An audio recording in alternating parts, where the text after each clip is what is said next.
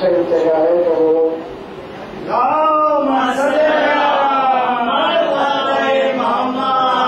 ورش کشم پر تشریف لائیں، جو مومنین باہر ہیں وہ تشریف لائیں اندر.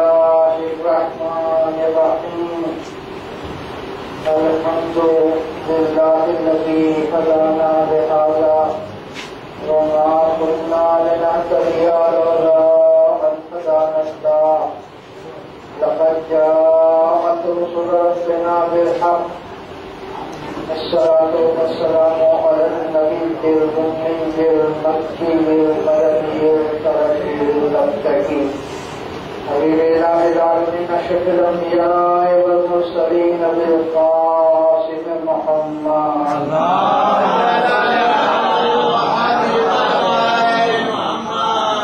وعلى بيته الطيبين الطاهرين المعصومين المظلومين الذين أذهبت عنهم الرجس وطهرهم تطهيرا.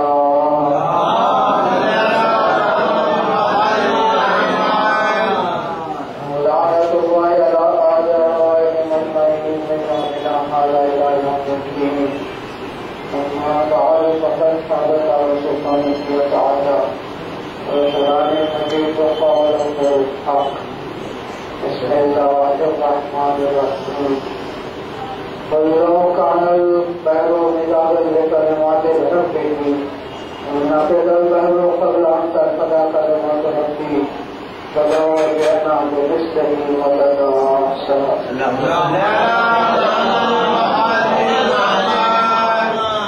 سورہ کہف قرآن شریف کا 18واں سورہ ہے اور اس سورے کی یہ آیت 109 پر ارشاد پروردگار عالم ہو رہا ہے کہ میرے حبیب کہہ دیجئے لو کان البحر مدادا، اگر سمندر سیاہی بن جائے. لو کان البحر مدادا لنفد، کس لیے؟ کلمات الہی کے لیے. البحر قبل ان تنفد کلمات ربی، تو وہ سمندر تمام ختم ہو جائے گا لیکن اللہ کے کلمات ختم نہیں. بڑی عجیب آیت ہے جس میں پروردگار عالم ارشاد فرما رہا ہے کہ کلمات اللہ ختم نہیں ہو سکتے. اگر سارا سمندر سیاہی بن جائے، ایک اور سمندر اس کے ساتھ آ جائے بدل کے، پھر اس کے بعد ایک اور مقام پہ ارشاد ہوتا ہے کہ اگر 7 سمندر ہو جائے تو بھی کلمات ختم نہیں ہوتے. سوال یہ ہوتا ہے کہ یہ کلمات الہی ہے کیا؟ کیا قرآن کا تو جیسے آپ نے کہا حروف بھی گنے جا چکے، حروف بھی گنے جا چکے، 2,66,053 حروف ہے قرآن مجید، تو وہ بھی شمار میں آتے ہیں. اور اللہ کہہ رہا ہے کہ کلمات اللہ ختم ہی نہیں ہوتے، چاہے 7 سمندر سیاہی کیوں نہ بن جائیں اور شجر جتنے ہیں وہ قلم کیوں نہ بن جائیں. تو اب سوال یہ پیدا ہوتا ہے کہ یہ کلمات ہیں کیا جو ختم نہیں ہوتے؟ سمندر کی سیاہی ختم ہو جاتی ہے، تمام شجر اگر قلم بنا دیے جائیں وہ قلم ٹوٹ جائیں گے لیکن کلمات ختم نہیں ہوتے. تو اب دیکھیے کلمات در حقیقت یہ ہمارے زبان سے جو جاری ہیں یہ بھی کلمات کہلاتے ہیں. تو اللہ کے کلمات یہ قرآن نہیں ہے.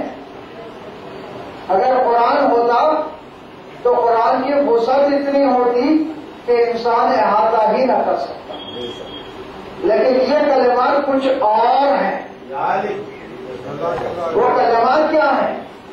پروردگار عالم حضرت عیسیٰ کے لیے ارشاد فرما رہا ہے انما المسیح عیسی ابن مریم کلمتہ، اللہ کا کلمہ ہے. رسول اللہ ہے تو کلمہ رسول بھی ہے اور اللہ کا کلمہ بھی. تو معلوم ہے کہ کلمہ شخصیت کے لیے پروردگار عالم استعمال کرتا ہے. تو یہ کلمات شخصیتیں ہیں. تو یہ کون سی شخصیتیں ہو سکتی ہیں؟ اب اگر آپ جناب آدم کا واقعہ پڑھیں تو اس میں معلوم ہوتا ہے کہ پروردگار عالم نے جناب آدم کو کلمات سکھائے. کس لیے؟ توبہ کی قبولیت کی دعا کے لیے. تو معلوم ہے کہ جناب آدم نے جب دعا کی ہے تو ان کلمات کا سہارا لیا. اب آئمہ علیہ السلام سے جب پوچھا گیا کہ وہ کلمات کون سے تھے، بعد میں امام علیہ السلام سے سوال کیا سائل نے کہ وہ کلمات کون سے تھے کہ جنہیں جناب آدم وسیلہ بنا رہے تھے تو توبہ قبول ہوئی.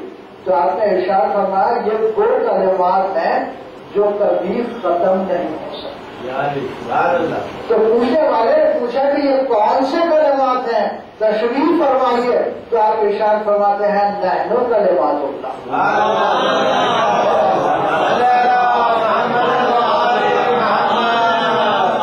ہم ہیں وہ اللہ کے کلمات جو کبھی ختم نہیں ہوں گے.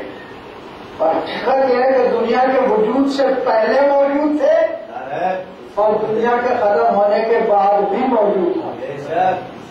یہ وہ کلمات ہیں. رسالت مان معراج پر تشریف لے جاتے ہیں. اور جب معراج پر تشریف لے جاتے ہیں تو ایک آسمان پر دیکھتے ہیں کہ اونٹوں کا سلسلہ ہے جو چلا جا رہا ہے. جبریل سے پوچھا رسالت مان نے کہ جبریل یہ اونٹوں کا سلسلہ کیا ہے؟ تو جبریل کہتے ہیں یا رسول اللہ ایک ستارہ ہے جو 70,000 سال میں ایک بار نکلتا اور میں نے اس ستارے کو 70,000 مرتبہ دیکھا اور اپنے وجود کے وقت سے آج تک میں اس اونٹوں کے سلسلے کو دیکھ رہا ہوں. یہ ختم ہی نہیں ہوتا. کہ مرتبہ آپ ارشاد فرماتے ہیں کہ ذرا آؤ دیکھیں تو صحیح کہ اس میں ہے کیا. ایک دار اتارا گیا اونٹ کا. جب دار اتارا گیا اور کھولا گیا تو اس میں فضیلت علی کی کتابیں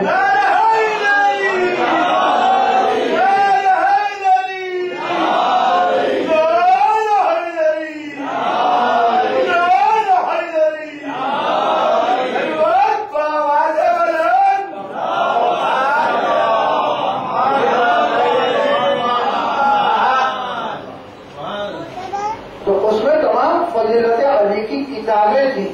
تو معلوم ہوا کہ ازل سے لے کے معراج تک اونٹوں کا سلسلہ جاری تھا اور ان پر کتابیں بار تھی علی کے فضائل. اگر رسالت پاک نے کہا کہ یہ فضیلت کی کتابیں جب یہاں آسمان پر ہیں تو پھر دنیا والوں کو معلوم تک ہوگا یہ فضیلتیں کیا ہیں. تو ایک مرتبہ جبریل کہتے ہیں کہ جب آپ کا آخری وارث آئے گا تو یہ ساری کتابوں کی تشکیل وہ کرے گا. معلوم ہوا کہ امام زمانہ آئیں گے تو فضیلت علی کا ایک دور چلے گا.